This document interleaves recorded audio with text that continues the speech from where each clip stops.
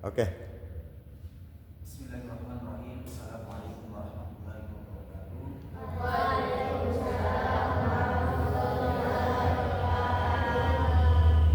Sebelum kelas disiapkan, jadi Bapak tadi apakah kelasnya sudah bersih semua?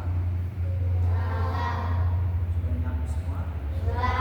Pastikan tidak ada lagi sampah di atas meja dan pastikan semua buku yang lain selain pelajaran pendidikan agama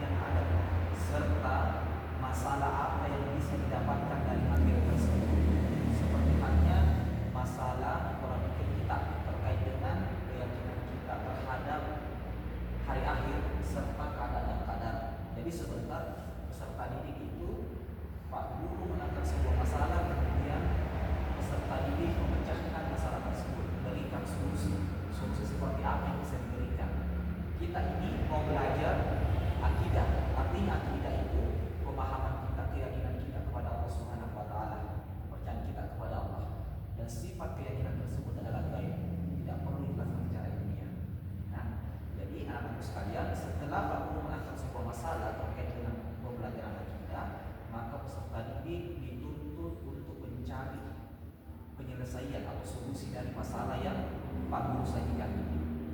Jadi karena berdasar pada metode pembelajaran PBL, problem based learning, artinya kita harus fokus terhadap masalah tersebut. Jadi sementara Bapak Guru mengangkat sebuah materi, kemudian mencari bagaimana akar masalahnya, kemudian diobservasi, kemudian peserta didik dituntut untuk mencarikan penyelesaian masalah. Kemudian yang kedua adalah peserta didik mampu membacakan ayat-ayat tentang akidah, kepercayaan kepada Allah Subhanahu wa taala. Kemudian yang ketiga, peserta didik mampu menggali hikmah apa saja yang bisa dipetik dari pembelajaran akidah, akhlak dan adab. Oke, kita masuk materi yang harus silakan dengan. Sebelum kita masuk materi, saya punya pertanyaan pemantik untuk anak-anak sekalian. Apakah anak-anak semua laki-laki dan perempuan siap untuk belajar? Apakah anak-anak sekalian sudah sarapan? Sudah. Apakah anak-anak sekalian mau mempelajari tentang akidah, akhlak dan adab?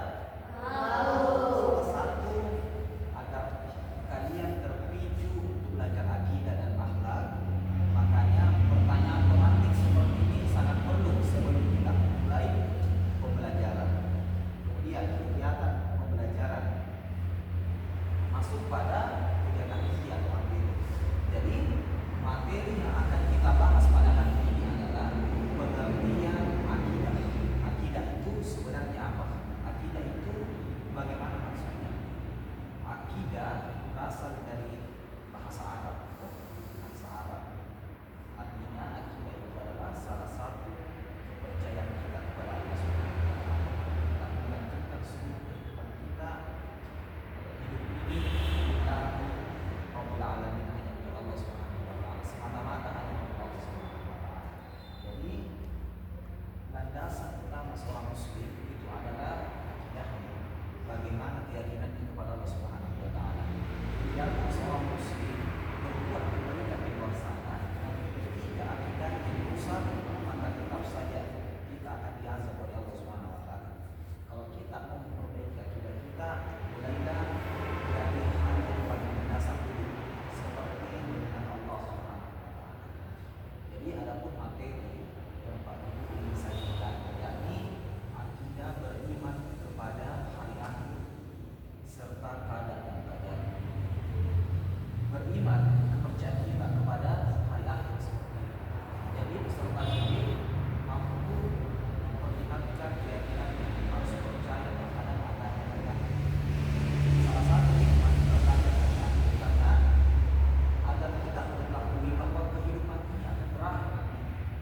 Kehidupan ini akan tamat. Kehidupan ini akan khatam nanti di hadapan Allah.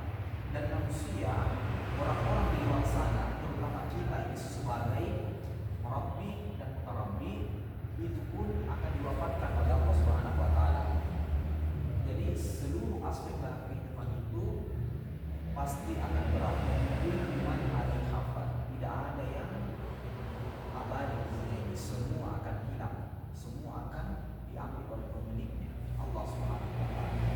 Makanya selaku peserta didik yang beriman, bertakwa, beramal saleh di hadapan Allah Subhanahu wa taala, gunakan potensi kita untuk memperkuat keyakinan kepada Allah Subhanahu wa taala. Karena beriman kepada hari kiamat itu salah satu rukun yang berapa? Beriman yang berapa? Baik, beriman berapa? Nah, beriman yang kelima, beriman kepada hari akhir. Kemudian rukun iman yang keenam, beriman kepada qada dan qadar. Jadi sesuai dengan materi kita pada hari ini, beriman kepada hari akhir, hari kiamat, kemudian beriman kepada qada dan qadar. Kemudian selain kita beriman kepada hari akhir, mengetahui pengertian hari akhir seperti apa, hari kiamat seperti apa. Di sini ayat tentang hari akhir bisa kita temukan di Quran surah Al-Qariyah. Ini surah pendek yang sering kita hafalkan. Mari kita sama-sama membaca Quran surah Al-Qariyah. A'udzu billahi minasyaitonir rajim. Bismillahirrahmanirrahim.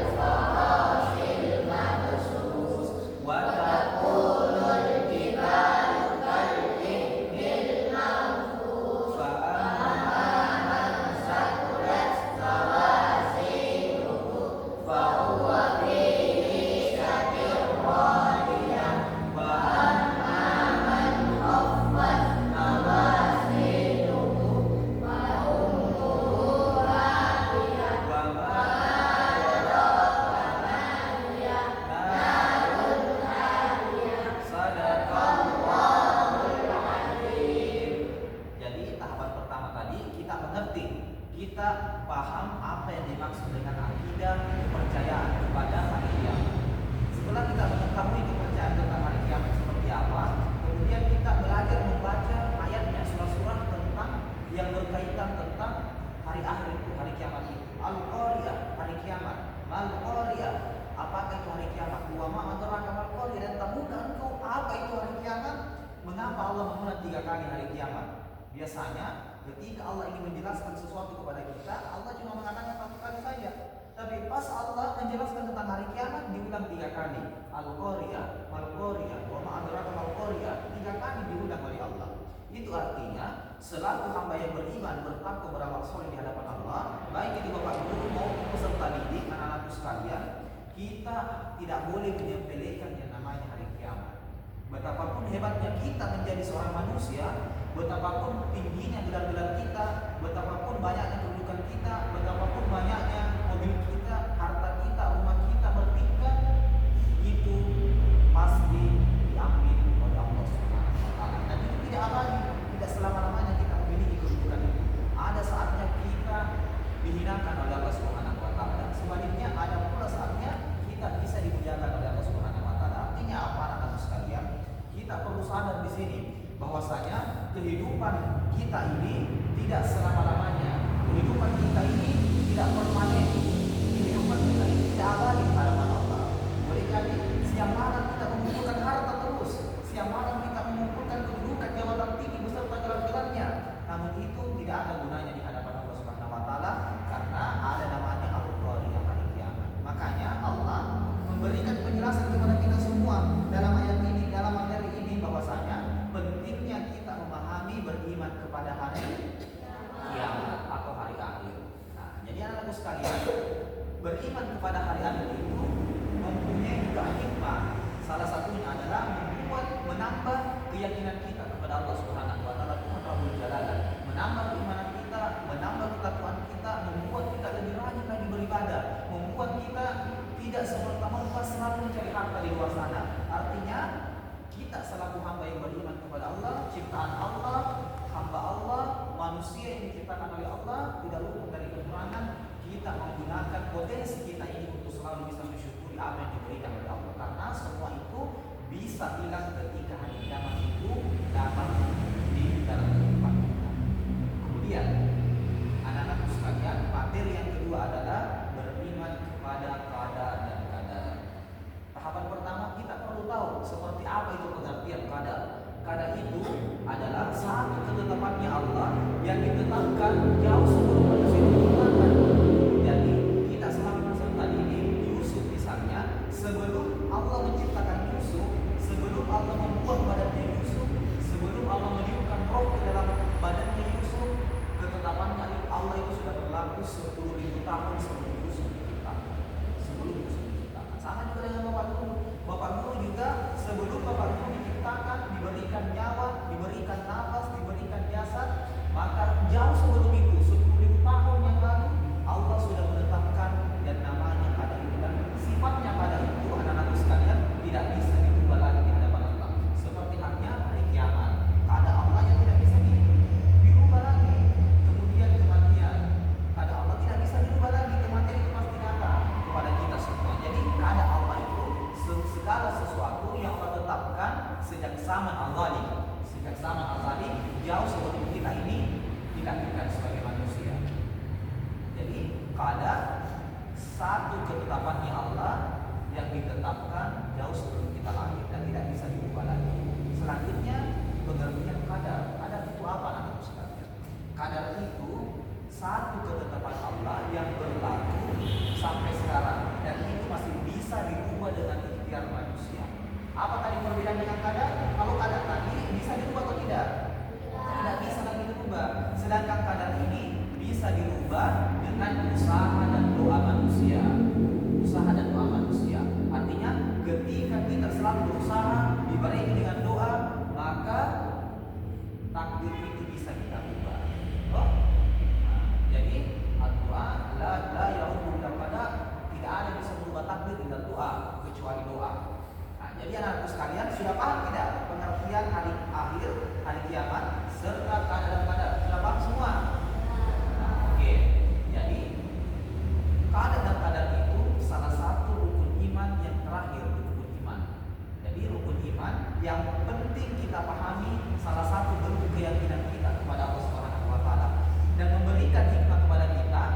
Kada dan Kada ini memberikan hikmah kepada kita bahwasanya manusia itu, kehidupan manusia itu ada yang mengatur. Siapa yang mengatur kehidupan manusia? Allah Subhanahu wa taala melalui kada dan kadarnya. Jadi setiap kada itu diberikan kadar oleh Allah. Setiap kada itu diberikan kadar oleh Allah. Setiap ketetapan Allah yang berlaku sejak zaman azali jauh sebelum manusia diciptakan itu diberikan kadar oleh Allah. Jadi kadar itu contohnya seperti makan, minum, tidur, rezeki, jodoh, itu termasuk bagian dari kadar. Jodoh itu bisa dicari, bisa dirubah. Yang penting kita berusaha. Semisal Fahmi, kalau Fahmi tinggal di dalam kamarnya meminta terus kepada Allah, berikan saya jodoh, tapi tidak berusaha, tidak datang jodohnya. Karena doa itu harus dibarengi dengan usaha. Itulah kadarnya Allah. Semenjak kita mau berusaha, semenjak kita mau berikhtiar, berdoa, barengi doa dan ikhtiar dengan usaha, insya Allah kadar itu bisa dirubah. Seperti halnya Ais misalnya. Ya Allah, berdoa terus, berikan saya uang, tapi tidak mau keluar mencari kerja. Nah, berarti dia cuma berdoa tapi tidak dibarengi dengan usaha. Dan kalau kita mau merubah kadar, kalau kita mau merubah rezeki, kadarnya Allah mau dirubah, kita harus barengi doa dengan usaha. Jadi anak-anak sekalian, setelah kita mempelajari pengertian hari akhir, hikmah hari akhir, kemudian mempelajari pengertian kadar, setelah kita mengetahui itu semua, maka pentingnya kita selalu hamba yang beriman kepada Allah Subhanahu wa taala, pentingnya kita selalu mempertemukan keimanan kita kepada Allah. Karena fondasi yang paling pertama seorang muslim adalah akidahnya. Kapan akidahnya runtuh, maka runtuh semua amal kebaikan kita ke atas. Jadi amal kebaikan kita yang di atas ini runtuh karena fondasinya runtuh. Apa fondasi itu? Yaitu akidah, keyakinan. Sama seperti masjid. Masjid biarpun bagus atapnya, bagus plafonnya, bagus lampunya, kalau tiangnya roboh, fondasinya roboh, hancur semua yang di atas. Nah, bayangkan anak sekalian. Jadi Bapak Guru setelah ini akan memberikan LKPD, lembar kerja peserta didik. Jadi Fahmi, silakan maju ke depan. Nah, ambil satu. Jadi ini LKPD dikerja ya, dikerja. Nah, ini berisi tentang materi hari akhir, kada dan kadar. Jadi persiapkan semua alat tulis yang kemudian mengisi LKPD ini. Ini salah satu menguji pemahaman siswa sampai mana kognitif dan pemahamannya terhadap materi yang Bapak Guru sajikan. Ini silakan ambil satu. Yusuf silakan ambil. Nah, silakan ambil. Di belakang sini silakan ambil. Kasih juga di belakangnya. Kasih juga di belakang. Kasih juga di belakang. Yusuf kasih belakang Yusuf. Kasih Yusuf. Oke. Silakan. Perhatikan semua lembar KPD-nya ya. Semua lembar KPD-nya. Semua dibaca baik-baik. Hadir pokok belakang. Oke, dapat semua. Lukman dapat. Oke, coba perhatikan soal pertama. Nah, jadi Bapak Guru ini memberikan KPD untuk menguji pemahaman siswa sampai mana terkait materi yang Bapak Guru sampaikan tadi. Apa pengertian hari akhir? Jadi di situ ada pilihan ganda. Nanti peserta didik menjawab pertanyaan itu. Setelah kita menjawab pertanyaan pilihan ganda, kemudian kita mengerjakan esai yang di belakang. Esai. Nah, jadi ada esainya. Di situ ada permasalahannya, problem nih. Jadi peserta didik mampu memecahkan masalah yang Bapak Guru sajikan di situ. Jadi kita berikan solusi di situ, kita berikan jawaban. Gitu ya. Jadi silahkan kerjakan dengan tenang, tidak usah bicara, tidak usah banyak gerak, tidak usah menyontek, tidak usah balik-balik. Kerjakan dengan tenang, kerjakan dengan baik dan benar. Oke, setelah mengerjakan silahkan kumpul di depan. Kumpul di depan. Oke, selesai? Selesai? Nah, silahkan kumpul. Fatir berdiri, ambil pekerjaan Fatir semua. Nah, kasih Fatir, nanti Fatir yang kumpul di depan. Ambil semua pekerjaan teman. Ambil semua pekerjaan teman. Kumpul semua, kumpul juga. Yusuf berdiri juga, kumpul temannya. Ya, baru kerjanya Fatir.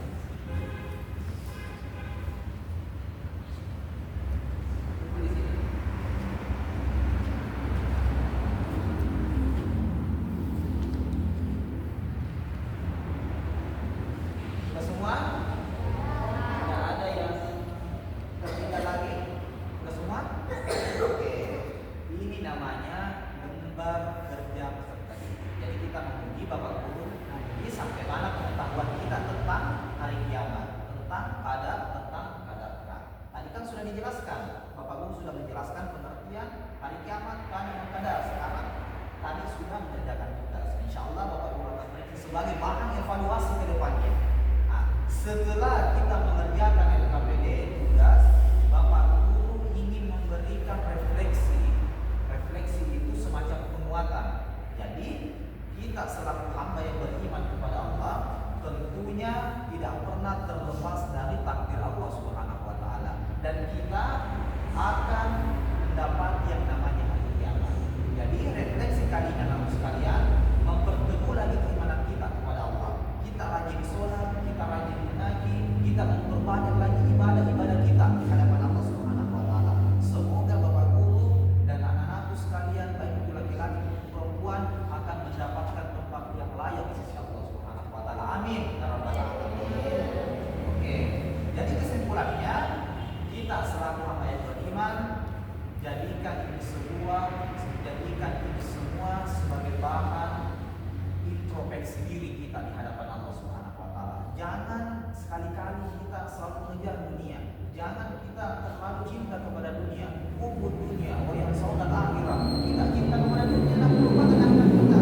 Makanya Bapak Guru memberikan materi ini agar kita tidak hanya cinta kepada dunia, tapi juga ingat kepada akhirat kita. Ingat kepada akhirat kita. Karena pentingnya belajar tentang agama, pentingnya belajar tentang akidah. Oke. Jadi semoga sekolah kita ke depannya bisa surut dan kita bisa beraktivitas kembali di sekolah. Karena sekolah kita ini kebanjiran, makanya kita mengambil alternatif. Kita belajar di masjid ini, dan insya Allah pelajaran kita berlanjut sampai minggu depan. Minggu depan kita akan membahas tentang akhlak kepada Allah dan akhlak kepada manusia. Oke? Jadi tadi saya lupa mengabsen. Saya absen dulu ya. Saya absen dulu. Fatir, Fahmi, Yusuf, Yusra, Fahmi, Lutfi, Lukman, Kais, Angga, itu sama namanya itu, Rehan, Faiz, perempuannya juga hadir semua. Ya, hadir semua. Jadi tidak ada kita hadir. Nah, ini pentingnya kita selalu rajin di sekolah agar kita tetap mendapatkan ilmu yang terbaik dari diri kita. Oke, saya tutup dengan ketua kelas baca doa ulang. Pimpin lagi. Seluruh Indonesia, marilah kita bersama-sama baca doa untuk ulang.